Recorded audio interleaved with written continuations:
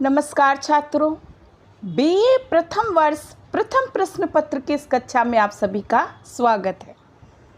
प्रथम प्रश्न, प्राचीन एवं मध्यकालीन काव्य में आज की कक्षा का प्रकरण है जायसी के सुप्रसिद्ध ग्रंथ पद्मावत का मानसरोदक खंड।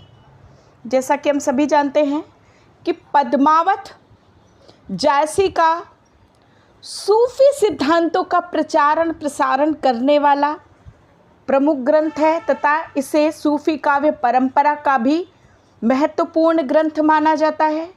और पद्मावत की कथा वस्तु में मानसरोदक खंड का अपना विशेष महत्व है, क्योंकि इस खंड में ही सर्वप्रथम हम देखते हैं कि पद्मावती अपनी सखियों के साथ मानसरोवर में स्नान के लिए आती है और यहाँ पर कवि पद्मावती के अलौकिक सौंदर्य का चित्रण करता है। वो पद्मावती को परमात्मा के रूप में प्रस्तुत करता है। जैसा हम सभी जानते हैं कि सूफी काव्य में लौकिक प्रेम के माध्यम से अलौकिक प्रेम को प्राप्त करने का मार्ग दिखाया जाता है, तो कुछ इसी तरह की कथा वस्तु पद्मावत में भी थी कि जहाँ पर रत्नसेन को साधक के रूप में चित्रित किया गया है तथा पद्मावती को परमात्मा के रूप में अलौकिक दिव्य शक्तियों से युक्त बताया गया है। तो प्रस्तुत खंड मानसरोदक में पद्मावती एक दिन पूर्णिमा की तिथि आने पर अपनी सखियों के साथ मानसरोवर में जाकर स्नान करने का मन बनाती है। जैसा कि हम सभी जानते हैं कि हमारे हिंदू सभ्यता संस्कृति में पूर्णिमा और अमावस्या, इन दोनों तिथियों को, जो कि संधिकाल की तिथियां मानी जाती हैं, अत्यंत महत्व प्राप्त है तथा पूर्णिमा की तिथि में नदी या जो है वो नहर में जा कर के स्नान करना श्रेष्ठ माना जाता है। तो यहाँ पर पद्मावती भी सखियों के साथ पूर्णिमा की तिथि आने पर मानसरोवर में स्नान करने के लिए अपने घर से निकलती है।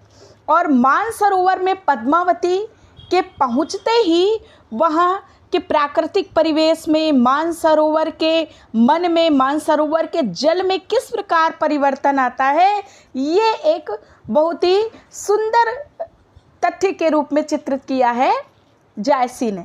तो चलिए व्याख्या करते हैं पद्मावत के मानसरोदक खंड के प्रथम भाग की। तो मानसरोदक खंड की इस व्याख्या को हमने 3 भागों में विभाजित किया है।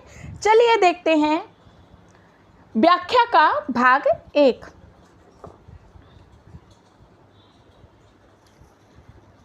जैसा कि मैंने इसकी पृष्ठभूमि आपको जो है वो वर्णित की है कि किस तरह से पूर्णिमा की तिथि आने पर पद्मावती और उसकी सखियां मानसरोवर जा कर के स्नान करने का निश्चय करती हैं। तो चलिए देखते हैं कि किस तरह से ये मानसरोदक खंड प्रारंभ होता है। एक दिवस पुण्योतिथि आई कि एक दिन पूर्णिमा की तिथि आने पर मानसरोदक चली नहाई कि पद्मावती और उसकी सखियां निश्चय करती हैं कि चलो मानसरोवर में चल के स्नान किया जाए, क्योंकि पूर्णिमा की तिथि के दिन नदी में जाकर स्नान करने को श्रेष्ठ माना जाता है। पद्मावती सब सखी बुलाई और इसके पश्चात पद्मावती अभी अपनी सभी सखियों को बुलाती है, आमंत्रित करती है। जन फुलवारी सबे चली आई, और पद्मावती की सखियां अपने सौंदर्य में फुलवारी को भी मात देती प्रतीत होती हैं। ऐसा लगता है कि मानो पुष्पों की पूरी वाटिका ही वहां चली आई हो।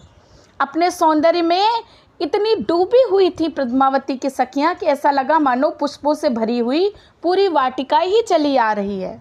कोई चंपा कोई कुंद सहेली, पद्मावती की कोई सखी चंपा के पुष्प के समान सुंदर थी और कोई कुंद के पुष्प के समान, कोई सखी सुकेत के पुष्प के समान सौंदर्य धारण करती थी, तो कोई करना और रसबेली के समान सौंदर्यवान थी। कोई सुगुलाल सुदर्शन राती, कोई सखी सुगुलाल के पुष्प की भांति तो कोई सुदर्शन की भांति रात के सौंदर्य को और अधिक बढ़ाने वाली थी। कोई सुबकावरी बकुचन भांति और कोई बकावरी के पुष्प के समान अपने कुचों को धारण करने वाली थी। कोई सुमौल श्री पुहपावती और कोई सखी मौल श्री के पुष्प के समान थी, तथा कोई जाही और जूही के पुष्पों के समान सौंदर्य धारण करने वाली थी।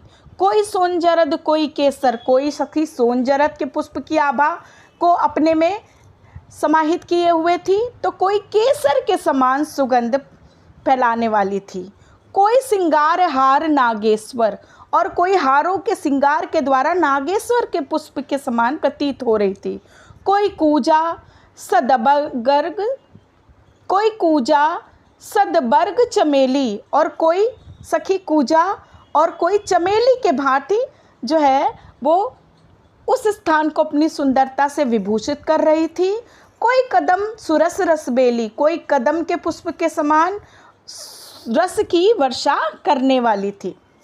चली सबे मालती संग फूले कवल कमोद, बेदी रहे गण गंधर्व बास परम दामोद, कि उन सभी पुष्पों में श्रेष्ठ मालती के पुष्प के समान स्वयं पद्मावती अपने सखी रूपी कमल और कुमुदनियों को लेकर के स्नान के लिए चल पड़ती है।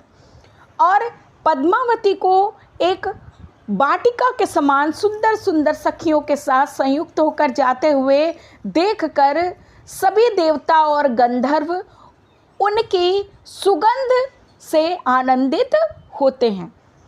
तो इस तरह से पहले पद में जायसी ने पद्मावती और उनकी सखियों को अलग अलग विभिन्न भांति के पुष्पों के समान बताया है तथा पद्मावती को मालती के पुष्प के समान बताया है। तो इस तरह से हम देखते हैं कि पद्मावत का मानसरोदक खंड जो है वो बताता है कि किस तरह से पद्मावती अपनी सखियों के साथ स्नान के लिए मानसरोवर की ओर चल पड़ती हैं और उनकी सुंदरता और सुगंध से गंधर्व और देवता भी आनंदित हो जाते हैं। तो यहाँ पर वस्तु परिगणात्मक प्रणाली का प्रयोग किया है जायसी ने, कि उन्होंने गिनती कराई है, गणना पद्धति का आश्रय लिया है। तो इस तरह से हम देखते हैं कि पद्मावत के मानसरोदक खंड के प्रथम भाग में पद्मावती अपनी सखियों के साथ स्नान हेतु मानसरोवर के लिए निकल पड़ती है। खेलत मानसरोवर गई जाई पाल पर थाड़ी भई, कि यहाँ पर जायसी जो हैं वो पद्मावती को परमात्मा के रूप में चित्रित करते हैं और उनकी सखियों को भी परम सौंदर्य से युक्त बताते हैं। तो जैसे ही पद्मावती अपनी सखियों के साथ मानसरोवर पर पहुंचती है और जा करके पाल पर खड़ी हो जाती है, देख सरोवर हंसे कुलेली पद्मावती सो कहें सहेली, कि उस सरोवर को देख करके सभी सखियां आपस में हंसी ठिठोली करने लगती हैं, तरह तरह की जो है वो स्त्री सुलभ बातें करने लगती हैं और आपस में जो है हंसी ठिठोली करने लगती हैं। और पद्मावती से सभी सखियां कहती हैं कि ए रानी मन देख विचारी एह नैहर रहना दिनचारी, कि हे रानी अपने मन में विचार करके देख लो, हमें इस नैहर में अर्थात मातृगृह में केवल कुछ दिनों के लिए ही रहना है, अर्थात हमारे पास अब हम यौवन अवस्था को प्राप्त हो चुकी हूँ, तो कुछ ही दिन शेष हैं कि हम यहाँ पर अपना समय व्यतीत कर सकते हैं, क्योंकि उसके पश्चात तो हमारा विवाह हो जाएगा और हमें अपने मायके से ससुराल जाना पड़ेगा। तो सभी सखियाँ कहती हैं कि जो लगी अहे पिता कर राजू खेल ले हूँ जो खेल हूँ आजू, कि हमारे पास आज का समय शेष है। क्यों? क्योंकि कल हमारा विवाह हो जाएगा, तो फिर हमें इस तरह इस सरोवर के पास आने, आपस में वार्तालाप करने, ये हंसी ठिठोली करने का अवसर नहीं प्राप्त होगा। तो जो लगी है पिता कर राजू, आज हम अपने पिता के राज में हैं, अर्थात अपने पिता के नियंत्रण में है, तो हमें जो भी खेल खेलने की इच्छा है वो खेल आज ही खेल लेना चाहिए। पुण्य सासुर हम गौनब काली, कि कल तो हमें ससुराल जाना पड़ेगा, कित हम कित यह सरोवर पाली, फिर भला कहाँ हमें ये सरोवर देखने का सौभाग्य मिलेगा और कहाँ इस पाल पर इस तरह से खड़े होने का अवसर प्राप्त होगा।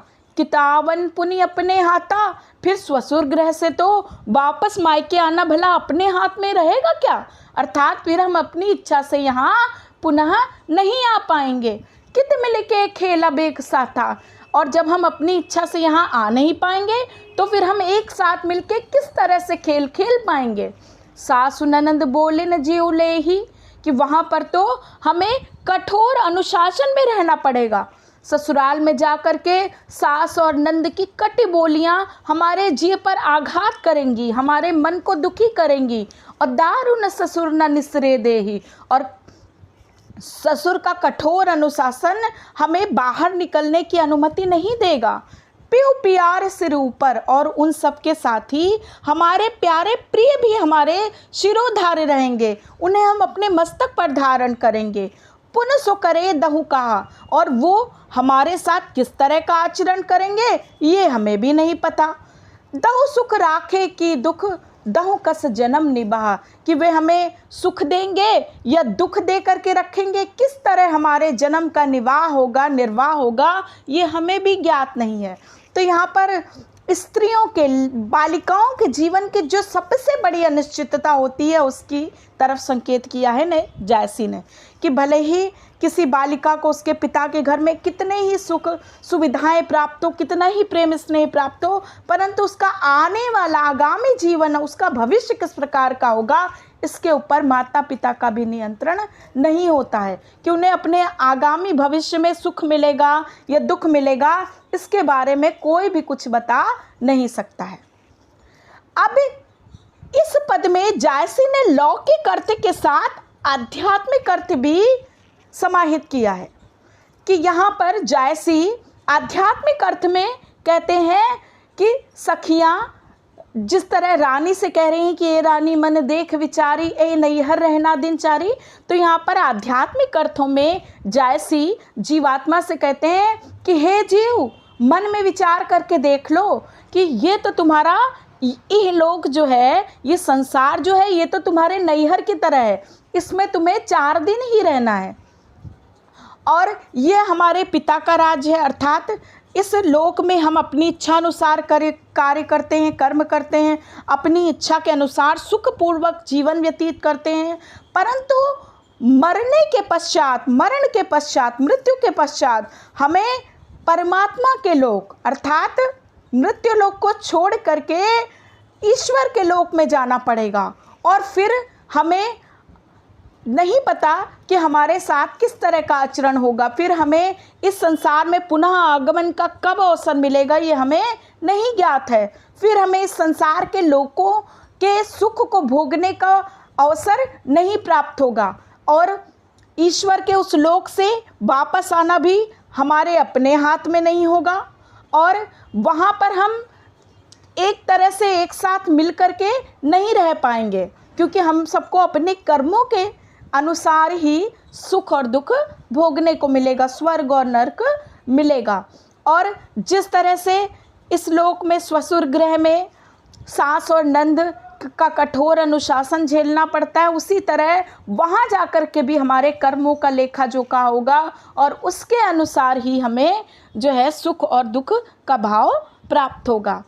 तो इस तरह से हम देखते हैं कि जैसी लौकिक अर्थ की व्यंजना के साथ साथ आध्यात्मिक अर्थ भी प्रस्तुत करते दिखाई देते हैं।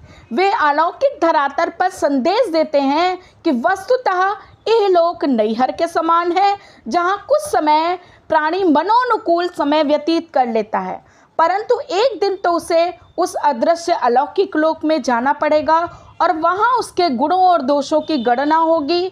परम प्रिय परमेश्वर के उस स्थान से पुनः आगमन उसके हाथ में नहीं होगा, और वहाँ उसे अपने कर्मों के अनुसार सुख प्राप्त होगा या दुख प्राप्त होगा यह भी उसे ज्ञात नहीं है।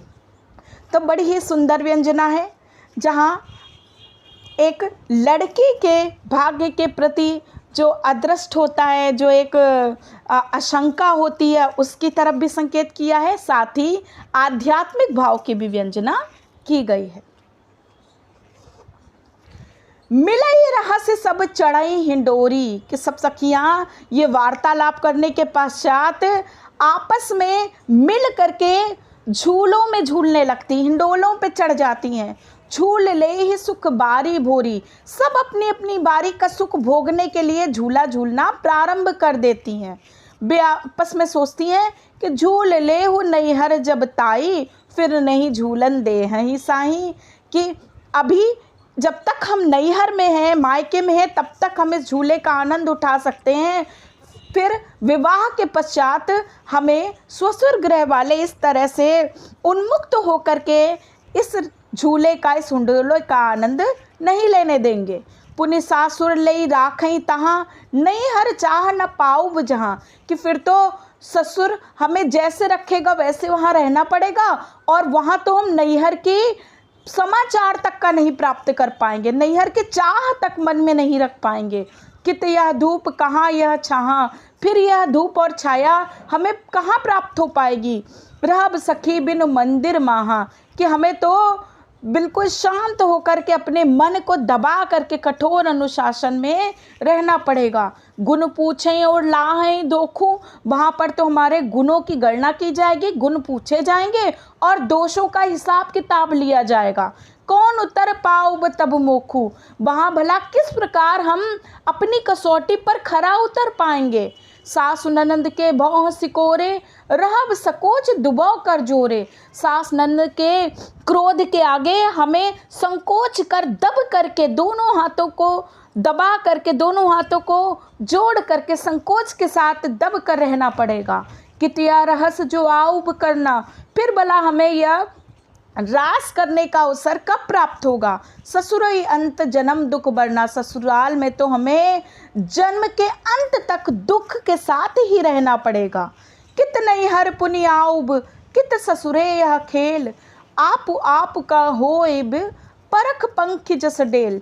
कि भला फिर कहाँ नैहर में आना अपने हाथ में होगा, और कहाँ ससुराल में हमें यह खेल और आनंद भोगने का अवसर प्राप्त होगा। आप का होइब, इस तरह से कह करके सखियां कहती कि वहाँ तो हम सभी की स्थिति पंख कटे पक्षी के समान हो करके रह जाएगी। कि अर्थात जिस तरह परकटा पक्षी अपनी इच्छा के अनुसार उड़ान नहीं भर सकता, एक ही जगह बैठने को विवश हो जाता है, उसी तरह हमारी स्थिति भी परकटे पक्षी के समान हो जाएगी।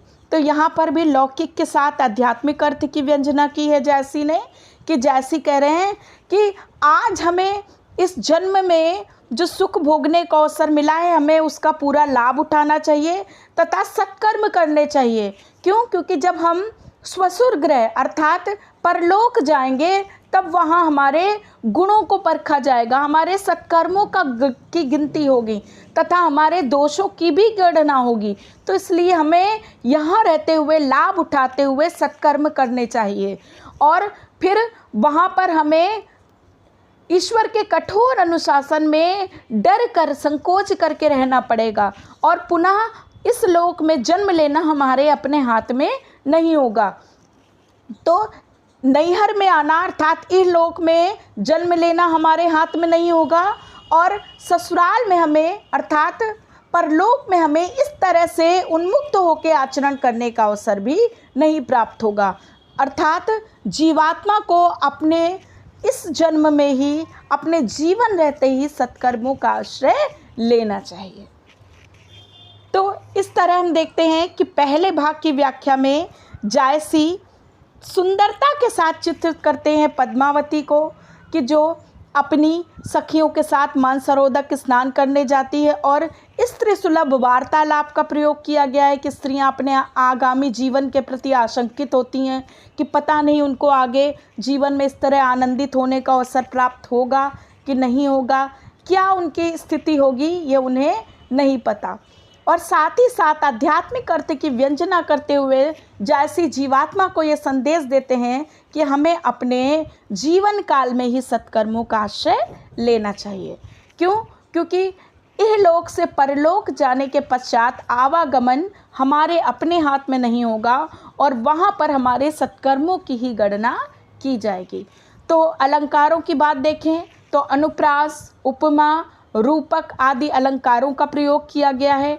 भाषा अवधि है जिसमें कि ग्रामीण अवधि का प्रयोग किया गया है, तथा रस की बात करें तो यहाँ पर शांत रस का प्रयोग किया गया है। तो यह भाग यहीं पर समाप्त होता है। अगले भाग में हम इसके आगे की पदों की व्याख्या करेंगे। धन्यवाद।